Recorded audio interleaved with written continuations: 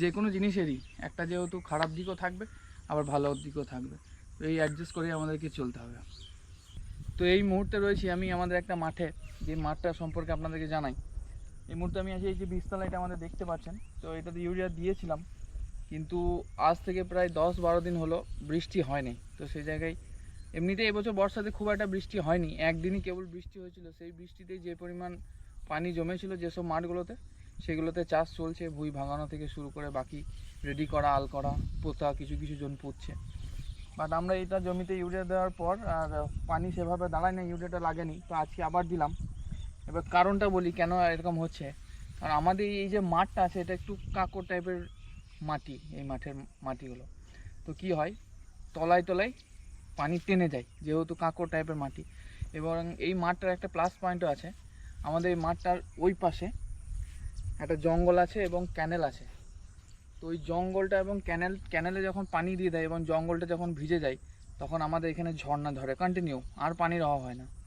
কিন্তু আবার যখন পানির টান পড়ে, অভাব হয়, তখন কিন্তু আমাদের মাঠের যে পানিগুলো থাকে সেগুলো কিন্তু তলায় তলায় চলে যায়, যেহেতু কাঁকর টাইপের মাটি। তো এই পরিস্থিতির শিকার এখন আমরা, যেহেতু 10-12 দিন পানি হয়নি, সমস্ত মাঠে পানির টান, এবং বীজতলাতে যে পানিটা ছিল সেটাও শুকিয়ে গেছে, এবং ইউরিয়া দেওয়ার 2-3 দিন পর থেকেই টান। তো সেইভাবে ইউরিয়াটা কাজ করে নাই। তো সেই জন্য ইউরিয়া আজকে আবার দিলাম।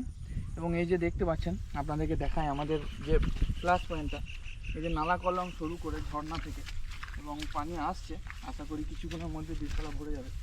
তো এটা হচ্ছে আমাদের ঝর্ণা।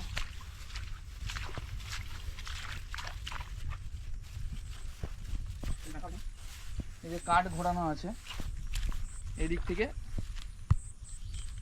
অটোমেটিক পানি চলে আসবে। আপনাদেরকে দেখালে বুঝতে পারবেন।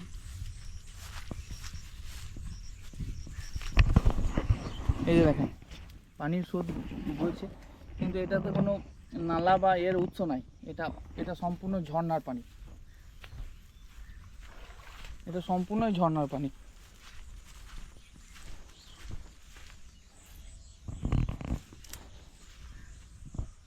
এইখানটা দেখলে বুঝতে পারবেন যে কীভাবে ঝর্ণাটা ঝরে আমাদের।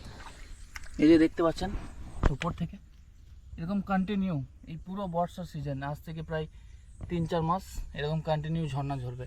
এবার উপর দিকে জঙ্গলটা যত বৃষ্টিতে ভিজবে, এই ঝর্ণার পরিমাণ তত বাড়বে। এবার যেহেতু 10-12 দিন বৃষ্টি হয়নি, সেই জন্য এখন অনেকটাই কম ঝর্ণা, এই নালা ভরে যাবে একদম ঝর্ণার পানিতে।